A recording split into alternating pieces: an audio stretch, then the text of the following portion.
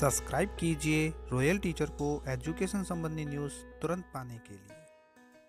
जी हाँ साथियों, इस वक्त की बड़ी खबर की बात करें अधिशेष कार्मिकों के समायोजन के संबंध में, तो अधिशेष कार्मिकों के जो समायोजन के संबंध में समय सारणी जारी की गई थी उसके अनुसार जो कार्यक्रम चल रहा है उसमें कई तरह का विरोध भी हुआ है शिक्षक संघों का। लेकिन इसके साथ साथ जो वीसी में प्रमुख निर्देश दिए गए हैं उसके संबंध में बात करेंगे। इसमें जो अधिशेष शिक्षक है, शिक्षा विभाग में कार्मिक है, उसके समायोजन के संबंध में जो चर्चा के मुख्य बिंदु रहे हैं उसके बारे में बात करते हैं। तो दोस्तों, आप सभी जानते हैं कि शिक्षा विभाग में जो राजकीय विद्यालय है उसमें 35,794 शिक्षक और कार्मिक है वो विभिन्न कारणों से, जैसे विद्यालय का अगर क्रमोन्नत हो गया है तो, या महात्मा गांधी अंग्रेजी माध्यम विद्यालयों में रूपांतरण हो गया है, या पदों की स्वीकृति या रिक्त नहीं होना, काउंसलिंग के द्वारा दोहरा पदस्थापन, विद्यालय में पद टूटने से, संकाय परिवर्तन से, स्थानांतरण या समायोजन आदि तरह तरह के जो भी कारण रहे हैं, न्यायिक स्थगन आदेशों की पालना, मुख्य कारणों से कई शिक्षक कई कार्मिक है वो अब अधिशेष प्रदर्शित हो रहे हैं। तो उस अधिशेष जो प्रदर्शित हो रहे हैं उनके समायोजन के संबंध में जो वीसी ली गई उनमें प्रमुख कुछ निर्देश दिए गए हैं। उनके समायोजन हेतु पहले भी आदेश जारी हो चुका है लेकिन उसको अग्रिम आदेशों तक स्थगित कर दिया गया था, और उसके बाद वर्तमान में 14 नवंबर 2024 को अधिशेष समायोजन के संबंध में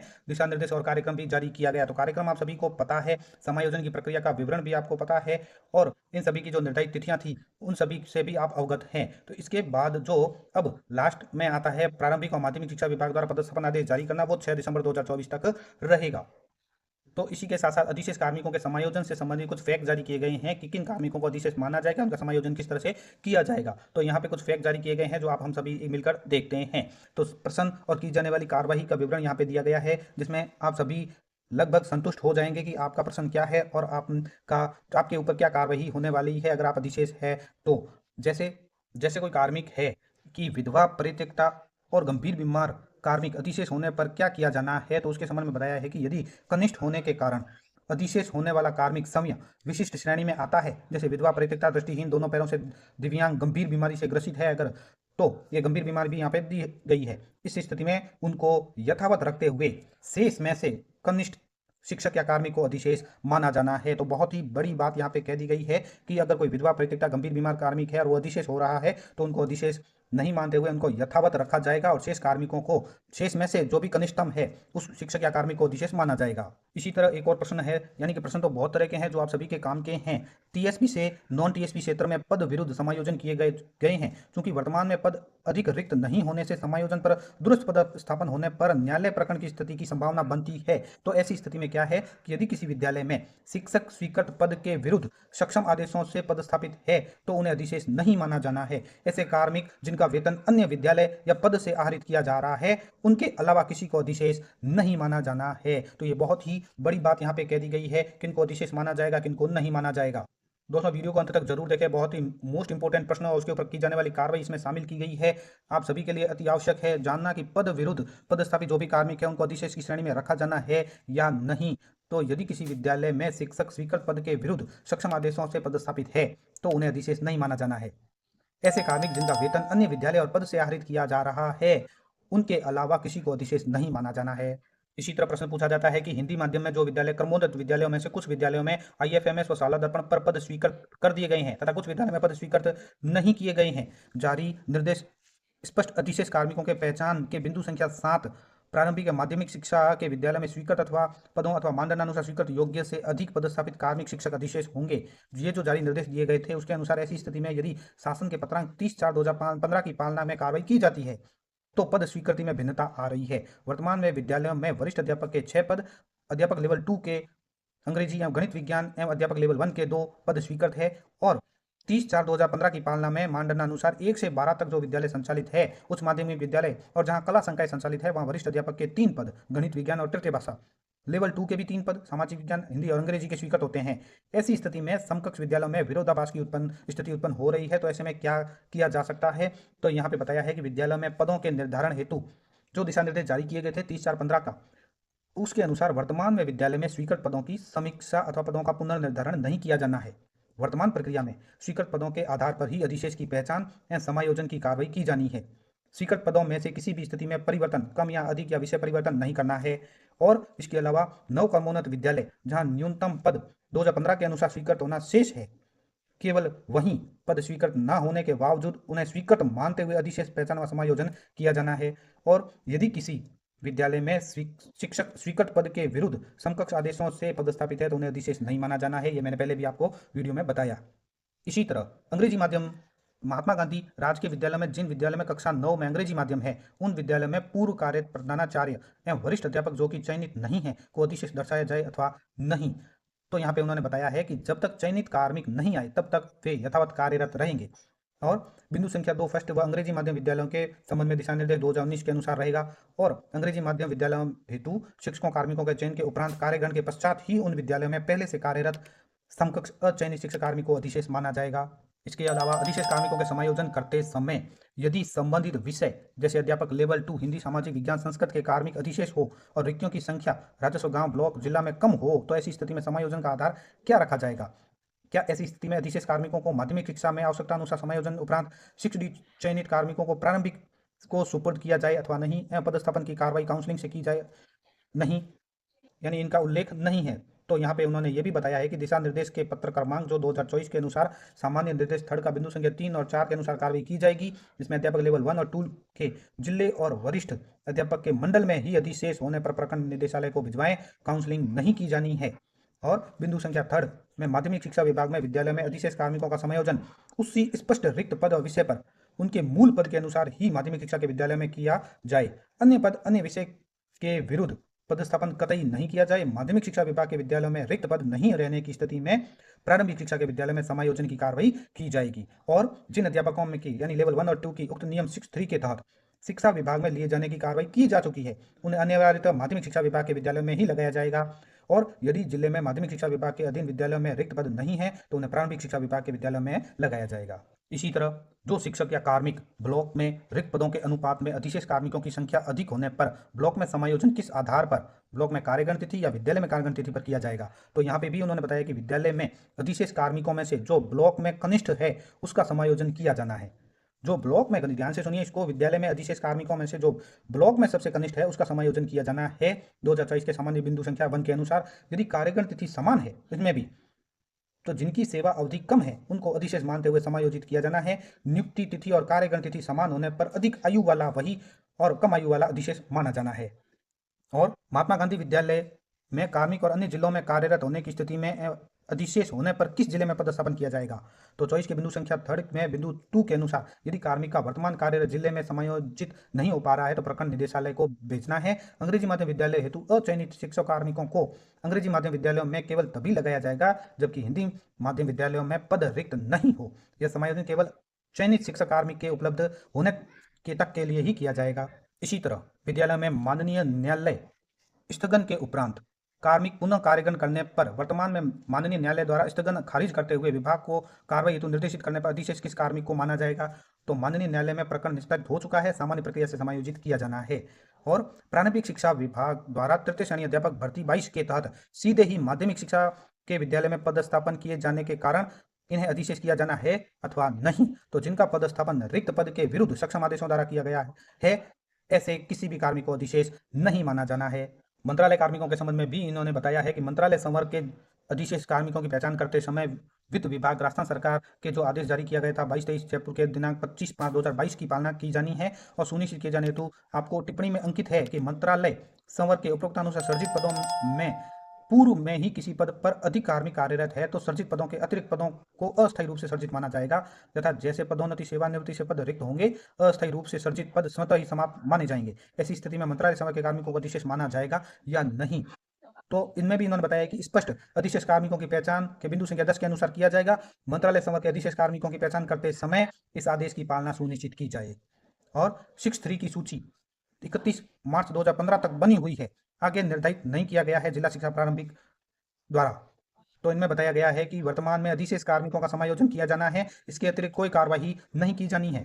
तो कुछ विद्यालय ऐसे भी हैं साथियों जो उच्च प्राथमिक विद्यालय से सीधे ही नव कर्मोन्नत महात्मा गांधी विद्यालय किए गए हैं। उनमें अंग्रेजी माध्यम की कक्षा 1 से 6 प्रारंभ हुई है। उनमें महात्मा गांधी विद्यालयों के मानदंडानुसार वरिष्ठ अध्यापक शारीरिक शिक्षक का पद नहीं बनता है, लेकिन वहाँ पूर्व से ही उच्च प्राथमिक विद्यालय हिंदी माध्यम का वरिष्ठ अध्यापक, उच्च प्राथमिक विद्यालय प्रधानाध्यापक एवं शारीरिक शिक्षक ग्रेड 3 का कार्यरत है। क्या उनको अधिशेष मानकर हटाया जाना है?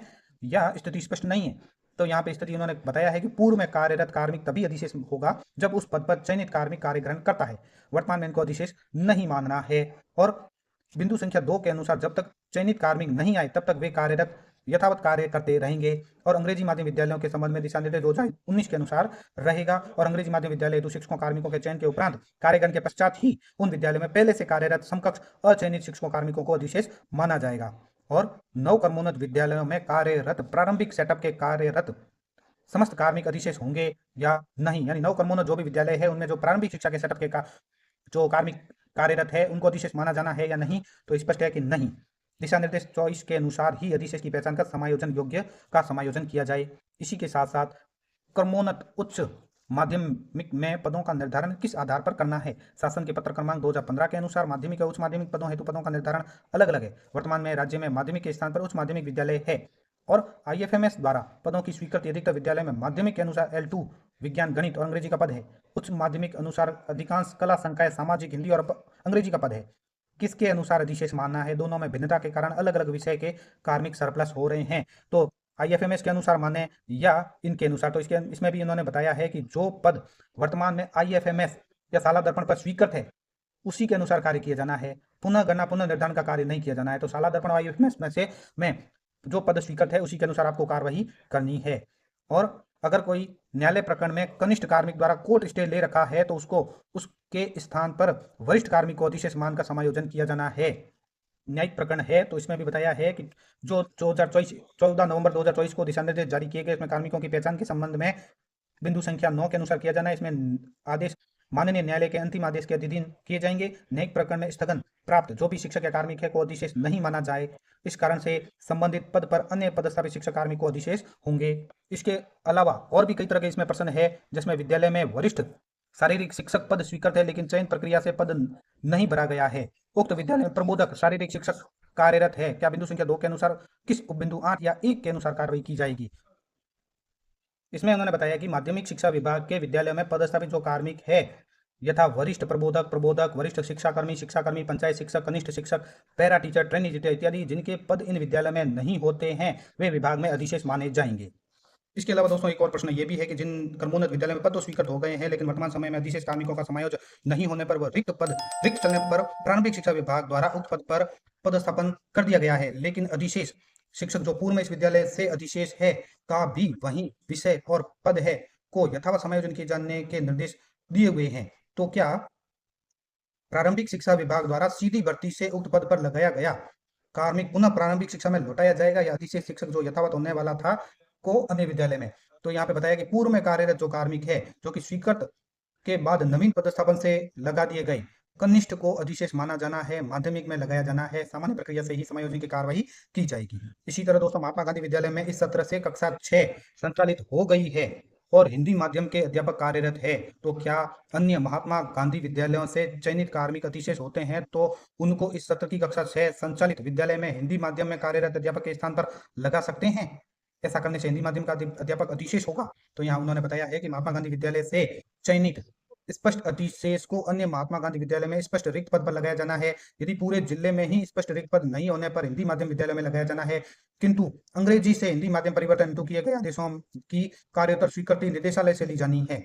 यदि उक्त अधिशेष कार्मिक अंग्रेजी माध्यम में चयन से पदस्थापन से पूर्व अन्य जिले में कार्यरत था तो ऐसे प्रकरण निदेशालय को प्रेषित किए जाएंगे। और महात्मा गांधी अंग्रेजी माध्यम विद्यालय अंग्रेजी माध्यम पूर्व प्राथमिक कक्षाओं के सफल संचालन हेतु जो निर्देश दिए गए थे उसके अनुसार अध्यापक लेवल 3 को लेवल 1 साक्षात्कार के माध्यम से चयन कर पदस्थापित किया गया था और बजट घोषणा के क्रियान्वयन की पालना में महिला बाल विकास विभाग से शिक्षा विभाग को एनटीटी सुपुर्द किए जाने पर एनटीटी के पदस्थापन के पश्चात समस्त अधिशेष चयनित कार्मिक का समायोजन हिंदी और अंग्रेजी माध्यम विद्यालय हेतु स्थिति स्पष्ट नहीं है। तो यहाँ पे भी बताया कि अंग्रेजी माध्यम विद्यालय जिनमें पूर्व प्राथमिक कक्षाएं संचालित की जा रही है उसमें पूर्व प्राथमिक शिक्षा के अध्यापकों के पदस्थापन पर कार्रवाई करने की स्थिति में इन विद्यालय में पूर्व प्राथमिक कक्षाओं में अध्यापन हेतु चयनित अध्यापक लेवल प्रथम शिक्षकों को अधिशेष माना जाएगा। और क्रमोन्नत जो उच्च माध्यमिक विद्यालयों हेतु पदों का मानदंड आदेश जो 2015 में जारी किया गया था उसके बिंदु संख्या 1.1.1 के अनुसार किया जाना है या इसी आदेश के बिंदु संख्या 6.1 या 6.2 के द्वारा किया जाना है।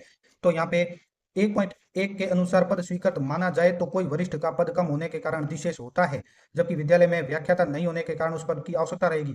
तो उसके संबंध में बताया है कि उच्च प्राथमिक स्तर से सीधे ही उच्च माध्यमिक स्तर पर क्रमोन्नत होने पर 1.1 के अनुसार माध्यमिक से उच्च माध्यमिक में क्रमोन्नत होने पर 6.1 के अनुसार किया जाना है, जो कि 2015 में स्पष्ट रूप से वर्णित है।